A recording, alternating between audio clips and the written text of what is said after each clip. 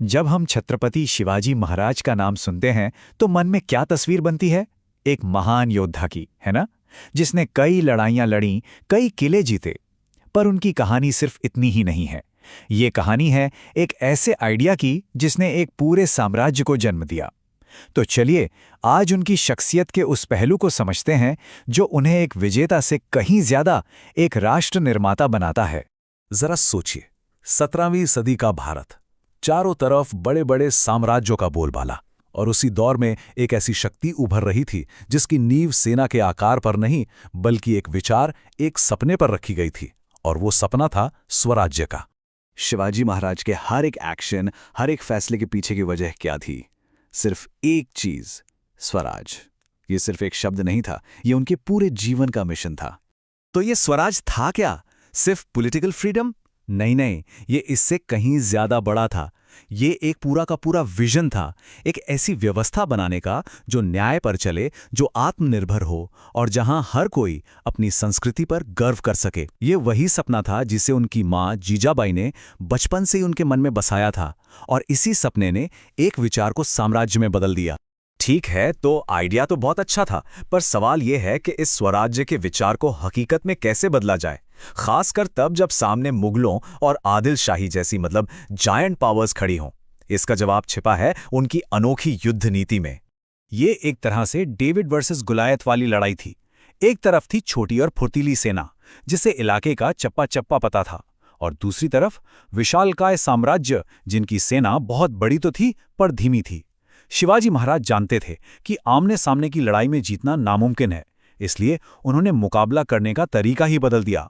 उन्होंने युद्ध के नियमों को ही दोबारा लिख दिया। तो उन्होंने क्या किया? उन्होंने अपनाया गनीमी कावा। अब ये क्या है? सीधे शब्दों में कहें तो गुरिल्ला वॉरफेयर।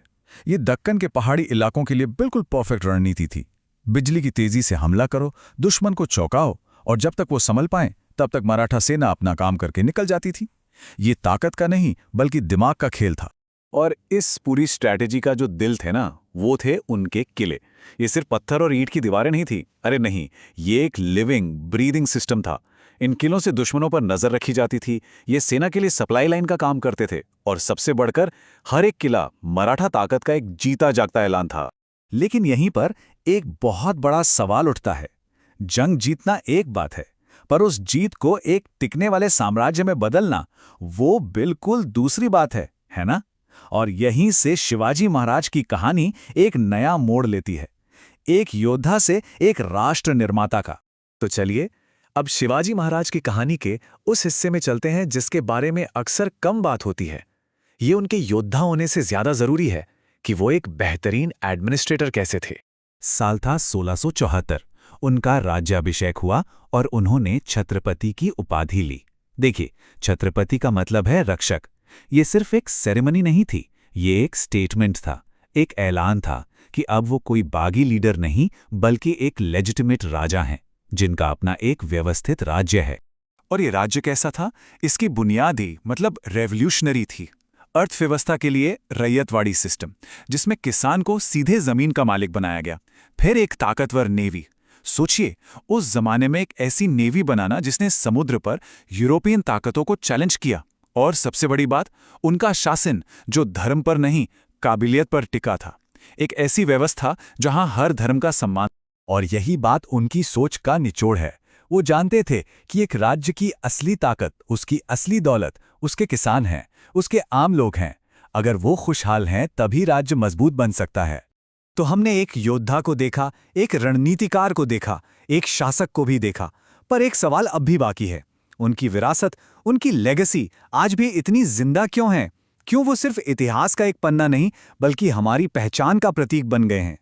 देखिए, 1674 में उनका राज्याभिषेक हुआ और आज हम यहाँ हैं। सदियां बीत गईं, पर उनके आइडियाज का जो पुल है वो आज भी हमें उनसे जोड़ता है। उनकी विरासत समय के साथ धुंधली नहीं हुई बल्कि और भी गहरी होती चली गई है। आज भी वो एक सिंबल है, बड़ी से बड़ी ताकत के सामने न झुकने का।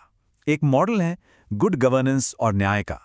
और सबसे बढ़कर वो सिर्फ इतिहास नहीं है, वो करोड़ों लोगों की पहचान का, उनके प्राइड का एक अटूट हिस्सा है। और शायद यही शिवाजी महाराज की पूरी कहानी का सार है कि दुनिया के सबसे महान साम्राज्य डर से नहीं बनते, वो एक शक्तिशाली, एक पॉजिटिव आइडिया पर बनते हैं, एक ऐसा आइडिया जो न्याय, आत्मनिर्भरता और सम्मान पर आधारित हो। तो ये सवाल हमारे लिए है, एक ऐसी विरासत बनाने के लिए जो एम्पायर से भी ज्यादा चले। आखिर क्या लगता है? शायद इसका जवाब जीत या हार में नहीं, बल्कि उन मूल्यों में है जो हम आने वाली पीढ़ियों के लिए छोड़कर जाते हैं।